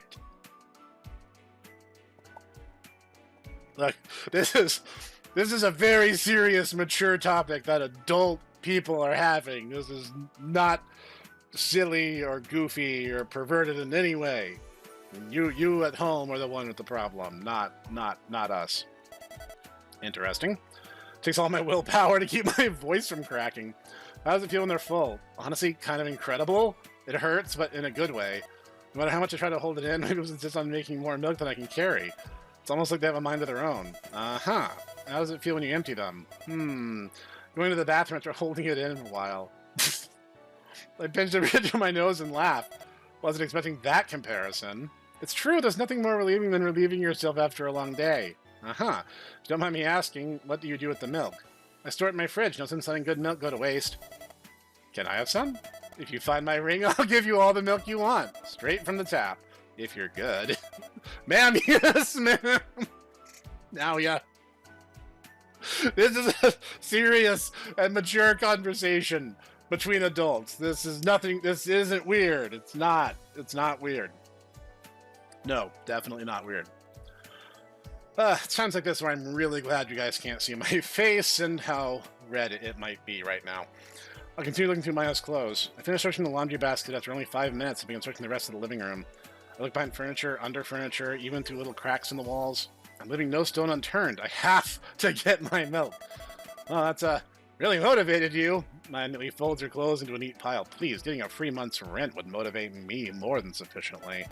Sure did. Is there anything that makes you lactate? Why do you keep asking me such salacious questions? I never learned about lactation in school. What? You never got sex ed? I did, but it wasn't the greatest. They gave the boys and girls separate lectures. Boys' lecture was 5 minutes, and the girls' was a whole hour. Such a disgrace. No wonder people in your generation aren't having kids. Sex ed like that, I'd be surprised boys your age can even find the right hole. Worry not, Maya-sensei will answer any sex ed questions you have. Thank you. To answer your previous question, if I get surprised or when you guys start leaking milk. This video's gonna get me demonetized. If something heavy squeezes them, I can feel blood surging southward. How did you figure that out? High school. My gal friends and I would always prank each other with some surprise groping. One day, one of them got a little more than she bargained for. Did that make them stop groping you? Nope, they started groping me way more. Especially during sleepovers. I do a quick sweep under the reclining chair but find no ring. What happened during the sleepovers? They all get drunk and take turns sucking straight from the tap. We all learned a lot about each other over those evenings. Uh-huh. God, if you're real, please, I have but one wish. I need to see this woman. Really shouldn't pray for things like that, my dude. Now. How did nursing feel? How do I even describe it? Made you feel close to them? Really close? Close like a mother or close like a wife? Maya shakes her head. Both, but neither. The feeling was deeper than that. Just knowing that part of me was now inside them made me really happy. I see Maya's thighs twitch. You seem designed to be a mother. Maya's lips curled to a soft yet passionate smile. Thank you. Why didn't you have any children? I learned 2 years into the marriage that my hubby was infertile. I wince. Oh, was there anything in particular that caused it? I'm certain there was, but none of the doctors could figure it out. He never smoked and he drank less than I did. He was fit as a fiddle, too. We tried everything to fix his sperm count, too. Supplements, exercises, testicle massages, keeping him from ejaculating for a whole month. Nothing worked. Sorry to hear that. Yeah, me too. It's for the best that we didn't have kids. I would never put my kids through a divorce. Do you still want to be a mom? Maya nods. It's too late for me. Are you out of eggs? Nope. Doctor says I can still have plenty. My body keeps telling me to have kids, which would explain your demeanor. I search around behind a cabinet, knowing to be found is a pair of old dusty panties. I should look under the sofa next. Wait, it can do that? It's called baby fever, and it's the most terrifying condition. Countless women throughout history have made awful decisions to acquire babies. What are the symptoms? I crawl under my sofa. Increased sex drive, higher level of oxytocin, frequent dreams of babies, feeling warm and fuzzy whenever I see a happy family wanting to lactate. It's a perfectly normal condition for childless women in their 20s and 30s. Or 40s. Uh-huh. And how many of those symptoms do you have? All of the above. I fumble around on the sofa and don't see anything noteworthy. A stick of lip balm, some coins, a cigarette that looks older and bigger than me. Just when I'm about to give up, I see something glimmer from under my phone's light. It's gold, shiny, and looks big enough to fit around my finger. I found her ring. I pocket it and crawl out from under the sofa. Well, if you want to settle down, I know a guy. Ooh, what's this? Who is this gentleman? You get down on one knee and hold up the ring. Me, want to make some babies? You found my ring! Maya scoops me up and hugs me tight against her chest. Thank you, thank you, thank you! Thank you so much for this. She completely avoided the question. I wasn't even joking. Don't mention it, I'm always happy to help you. You're very important to me. You're very sweet. Maya walks me over to the front of her house, opens the door, and puts me down the patio. Good night now, yeah, thanks again. Wait, you didn't answer my... Maya closes the front door, all while maintaining a warm yet fragile smile. I know that probably wasn't the best time to ask for a shag. But she was dropping hints, right? I hear something slide against the door and hit the floor, just on the other side of the door. Stupid, Maya mutters. I'm so stupid. She doesn't seem to be in pain. Or does it sound like she tripped? Maybe you should just take the hint and leave her alone for the night. This woman is unbelievably depressed. But I shall not be swayed.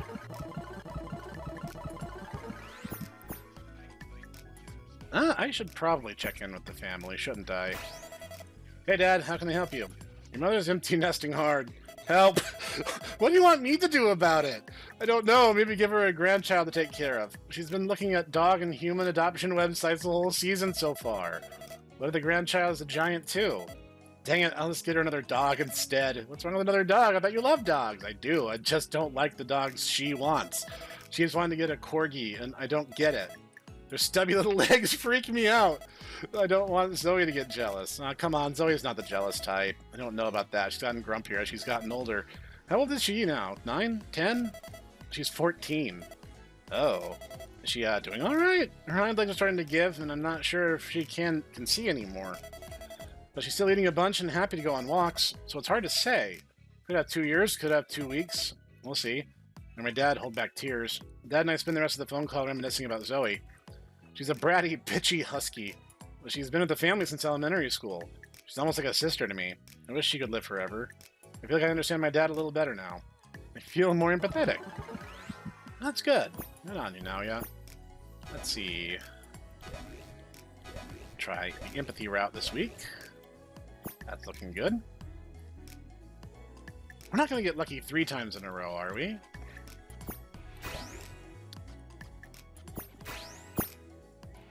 Nah, didn't think so. Alright. So, anyone else? I thought UU's was still highlighted.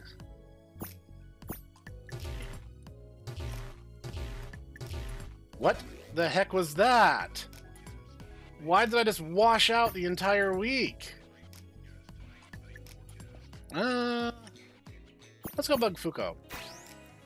Alrighty, finally finished that game Fuko gave me. Thanks to my intelligence, I should be able to explain what I liked about it. Oh, that was the check. Okay. I knocked on the Retro Game Club door once and kashunk. The door slides open with enough force to demolish an entire neighborhood.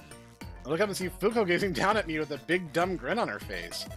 It is time! She reaches down, picks me up, without further elaboration, locks the door behind us. Fuko carries me over to her desk and lays me down on a pillow surrounded by arcane-looking candles. She leans forward with her cheeks resting on her hands and her elbows resting on the table. Retro Game Club member 001, thou hast clearly cleared the unholy initiation ritual by 100%ing my favorite visual novel. Now, 'tis high time to give your report. Tell me your thoughts in exquisite detail. Leave nothing out. Fuko continues staring at me. I can't see her eyes, but I assume she hasn't blinked since we set foot in here. Alright, let me start with... We'll start with the story. The story, Fuko starts wiggling her eyebrows. How about that epilogue? I mean, back on the desk as a wave of complicated emotions wash over me. You weren't overhyping it at all. If anything, you were underselling it. I kept thinking, there's no way it's as good as she says. She has to be exaggerating, and then it starts. And then it keeps going and going and going, and then it becomes the best thing I've ever read. I'm fundamentally changed as a person. Fuko nods proudly. If you really want to have fun, try replaying it from the beginning now. There's a bunch of dialogue that has completely different meanings now. God, I bet. Damn it, I love it when stories do that. Sorry about the graphics? I adore the way the game looks. There's something nostalgic about the graphics that make me remember memories I never had. That's the magic of the PC 96, baby. When artists only had 16 colors at any given time, they gotta get creative. Memories of the game's vivid backgrounds, detailed character art, and even more vivid naughty bits rush to my mind. There's no way there was only 16 colors. Fuko proudly shakes her head. Oh, but there were. How's that possible? I remember the environments being so colorful. Fuko pats the old monitor next to her. That's your brain filling in gaps. Old games, devs had caveman technology compared to what we got now, so they had to be creative. Also, the devs were designing with those old monitors in mind that obscure the true quality of the picture. Okay, this is a point that I'm going to fight on. There were certain games that adjusted the graphic style for certain monitors and CRT TVs, but the vast majority of them did not do this. Please stop spreading this rumor. It's technologically illiterate and it's historically untrue. There are certain specific games, yes, that did it. Most of them didn't. They just looked that way. You're literally just nostalgia blind. Is there a term for the game's art style? It's gotta be something more specific and accurate than a 90s visual novel. Actually, you'd be surprised how accurate that is. PC96 aesthetic is the closest we have, unfortunately, but I'm glad you appreciate the PC96's pixel art. Let's talk about the music. The music is so cozy yet otherworldly. It's hard to describe, and there's a track for every mood. It makes great thinking music, too. I actually put half the soundtrack on my homework playlist. Happy to hear it. You got a favorite song on the soundtrack? Probably Otherworld. Me too. That intro's amazing, too. It's a perfect tone setter. You're quite a cultured individual. Alright, Fuko, you know you want to talk about this. What'd you think about the hoo-ha scenes? They're alright, I guess. Soundtrack for the scene was way better than it had any right to be, but was the incest subplot necessary? Well, nah, the writer just likes it. Then just turn on before writing. No, it is the artist's God-given right, nay, duty to insert their fetishes into their creations. Okay, this might be this week's thumbnail, to be honest. I feel my body tremble. I'd be scared to play anything you make. Well, you don't gotta worry about that. I don't plan on making anything. Why not? Fugo pats them out in the boxes beside her. Once every lost piece of media has been preserved, then I'll make something. Maybe. I believe I've said everything I can on that game. Very happy I played it. Thanks again for the recommendation. Of course. Fugo puts a box down beside me. Now you have to play DZ, the same composer worked on this too. Fugo puts another box down. After that, you can play Time Jumpers. Fugo puts another box down, and then another, and then another. Then you can play My Barbarian Wife, then put Pochacho Monsters. Oh, you gotta play Slippery Terrorist Gals. She eventually traps me in a tomb of old game boxes. Got it. I'll get right on that. Yay! Fugo pumps her fist for clacking away at her keyboard. We can start playing Slippery Terrorist Gal 0 right now. I gotta see your reaction to the intro. You spend the remainder of the club time playing Slippery Terrorist Gal 0. After watching the intro, I feel like I'm on a list. You probably are. We're just being perfectly honest. Okay, I don't think I can progress June's story any further. I think that's going to be hard capped for this run. And I don't think I'm capable of moving Maya's along until I'm further into the story. So I should really focus on getting charisma and empathy up. I want to say the charisma threshold is 200 and the empathy is like 3. So I can't... I need to make it a point to hang out with Yu, given that she's such good friends with Maya. I'm just gonna rest up. Like, why washing out 4 times in a row was enough to make me raise an eyebrow. And that could have just been bad dice luck, but I don't really want to run into that again.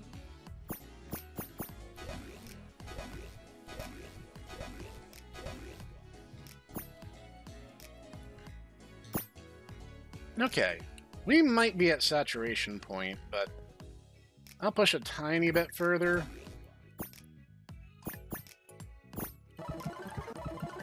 By the time it's approaching 60, I kind of feel like you gotta rest. Trust me, I want to progress Maya's story, I'm just not sure that I can.